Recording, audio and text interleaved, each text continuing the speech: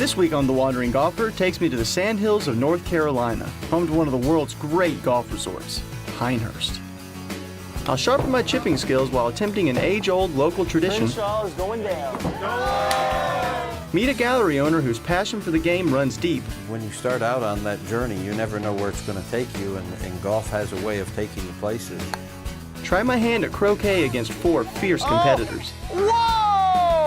That was like a hole-in-one. And tee it up at the legendary number 2 course with the help of a caddy who knows all its ins and outs. They have an expression here about bringing this golf course to its knees. That's a pretty good start. That's me, Chad Malsby. I used to hold down your typical desk job. Now I get to live my greatest passion, golf.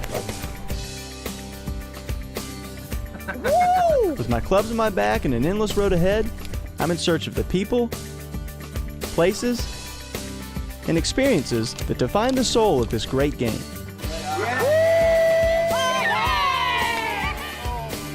This is my journey.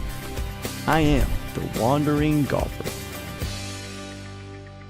Chad, Tom Stewart. It's nice to meet you. Welcome to Old Sport. I was told this place had a lot of golf memorabilia. I'm a little disappointed. I don't see anything golf-related around here at all. You know, it's part museum, part library, part art gallery, and every now and then we have to sell something to support our hobby. So I guess you're a little attached to it. You don't like selling this stuff, huh? Well, you know, sometimes some of these things took a long time to find.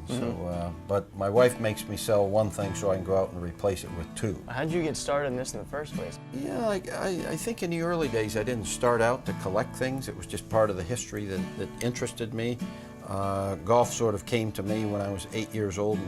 I hitchhiked 10 miles to caddy at a 100-year-old golf course, and so that started my interest in golf. You know, whenever I would find an old picture in my travels, I would pick it up and, you know, stash it in closets and under beds, and like a lot of other people, it became part of my life.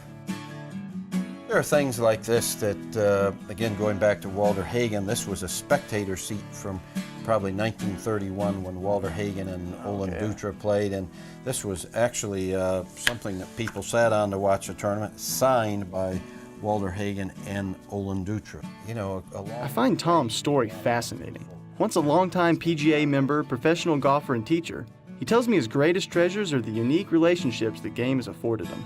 Arnold Palmer, who I befriended when I went to work at the Adios Golf Club in South Florida, Bernhard Langer, who's one of my closest friends, Leroy Neiman, the artist, Tip Anderson, Arnie's caddy over in St. Andrews. I introduced him to my son. He caddied for both of us when we played the old course. I think I'm the luckiest guy in the world. I mean, when you start out on that journey, you never know where it's going to take you, and golf has a way of taking you places. Well, this is just the tip of the iceberg here. Let's see more of this place. Let's go. We have everything in here from $75,000 paintings to a lot of things that aren't for sale. So the fact that you don't like selling a lot of this stuff sort of tells me you definitely like to preserve the game through this place, huh? Well, the game has a rich history, and it's always been something that I've been keenly interested in, and it's really what gives golf the integrity and the honor that it has today. If you can't remember the history, then it doesn't have as much integrity going forward. I think we have to leave the traditions and the goodness of the game in the hands of the younger people that are coming up. Back in 1988, I was invited to be part of the first golf course in Moscow. These were the first 10 that ever played golf from Russia, chosen because of their athletic abilities, but also because of their grades. And I had a chance to go back to Russia on a couple summers to teach a couple hundred kids how to play golf, and you know, to have a chance to create an exchange that would bring the two peoples together was an opportunity that I couldn't pass up. And because of my love for the game, it was a chance to pass on some of what I had learned from the game and bring it to some other people. I mean, you've been all over the world and, you know, played golf in 35 countries. You know, what makes you end up here in Pinehurst? Well, it was a logical place for me. I think because this is where golf put down its deepest roots in North America. It's steeped in the history and the honor and the integrity of the game. All the great players that ever played came through Pinehurst on their way to becoming champions or finding their dream, like Ben Hogan did in 1940. I think because of its history and tranquility and the fact that it had a lot to do with the traditions of the game, it was an easy place for me to land.